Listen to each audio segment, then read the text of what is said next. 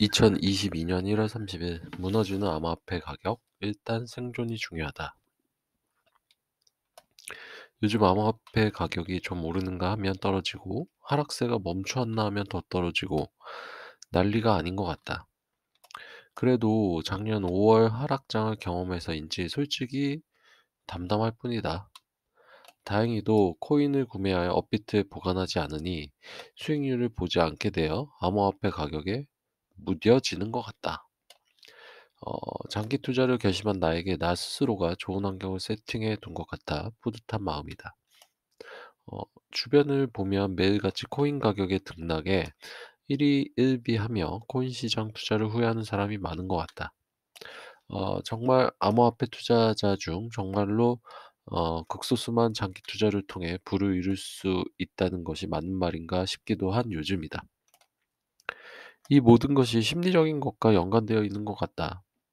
암호화폐, 즉 가상자산 시장의 5년, 10년, 20년 후를 바라보면 지금보다 급성장해 있을 것이 뻔하므로 현재의 등락을 무시한 채 매일, 매주 또는 매달 노동을 통해 이러한 금원 중에 상당한 금원을 지속적으로 투자해 간다면 충분히 부를 쌓을 수 있을 것이라고 생각한다.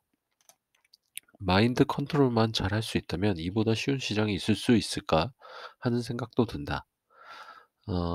요즘 읽고 있는 모건 하우절의 돈의 심리학이란 책은 참 마음을 다스리는 데 좋은 것 같다. 마음에 와 닿는 내용을 추려서 인용하면 아래와 같다. 제시 리버모어는 당대 최고의 주식시장 트레이더였다. 1929년 10월 일주일 동안 주식시장의 시가총액 3분의 1이 사라졌다. 제시는 주가 하락에 도박을 걸어 공매도를 해두었다. 하루 만에 제시는 30억 달러 이상을 벌었다. 그는 세상에서 가장 부유한 사람 중 한 명이 됐다. 그로부터 4년 후 제시 리버모어는 자신감에 넘친 나머지 점점 더 큰 베팅을 했고 감당할 수 없는 빚을 지게 됐으며 결국 주식시장에서 모든 것을 잃었다. 그는 결국 스스로 목숨을 끊었다.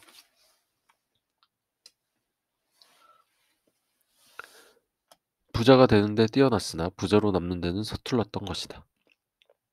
이 이야기는 누구에게나 다음의 교훈을 남긴다.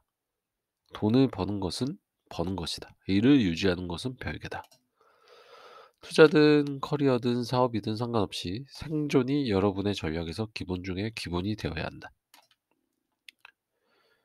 복리의 원리가 빛을 발하려면 자산이 불어날 수 있게 오랜 세월을 허락해야 한다. 복리는 마치 참나무를 심는 것과 같다. 1년 키워서는 별로 자란 것 같지 않다. 10년이면 의미 있는 차이가 생길 수 있다.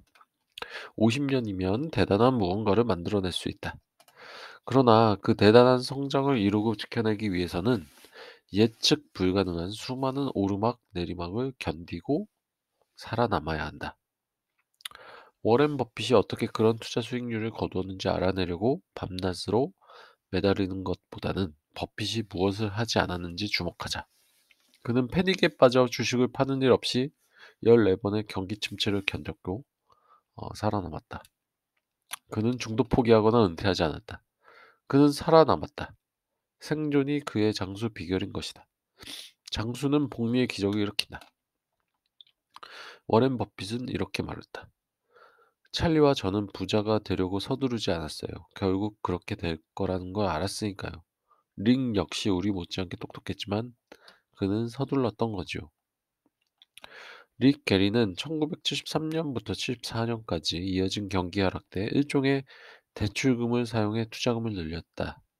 그러나 2년 동안 주식시장은 거의 70% 하락했고 릭은 대출금을 사용했기 때문에 주식을 팔 수밖에 없었다. 멍거와 버핏, 게리는 부자가 되는데 똑같이 재주가 있었다.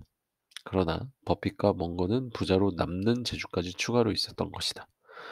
시간이 지났을 때 가장 중요한 재주는 바로 이것이다. 파산하지만 않는다면 결국엔 가장 큰 수익을 얻는다. 좋지 않은 시기의 절박함 때문에 어쩔 수 없이 주식 파는 일을 한 번 막는 것이 크게 성공할 주식 수십 가지를 고르는 것보다 평생 수익률에는 더 큰 도움이 될 수 있다. 복리의 원리는 큰 수익률에 의존하지 않는다. 특히나 대혼돈의 시기에 그저 썩 괜찮은 수익률이 중단 없이 최대한 오랫동안 유지되기만 하면 결국엔 승리할 것이다. 이런 가상자산의 하락장은 언젠가는 끝이 날 것이다. 생각해 보면 미국이 달러를 미친 듯이 찍어내는데 인플레이션이 이 정도밖에 일어나지 않은 것이 신기할 정도인데 그 이면을 보면 그렇게 찍혀진 달러가 주식시장, 주택시장, 그리고 가상자산 시장에 들어가서 그런 거일 수 있다. 그렇다면 긴축만을 통해 인플레이션을 잡기보다는 위 자산시장을 더 키운다면 인플레이션을 잡을 수 있게 미국은 결국 자산시장을 키우는 쪽으로 가지 않을까 싶다. 결국 가상자산 시장의 시총은 장기적으로 보면 커질 수밖에 없지 않을까? 그렇다면 빨리 부자가 되려는 조급함을 버리고 지금의 내리막과 향후의 오르막 등 모든 고통의 시간과 환희의 시간을 버텨내며 장기간 가상자산 투자를 이어간다면 복리의 마법을 통해 큰 수익을 얻을 수 있을 것이라 믿어 의심치 않는다.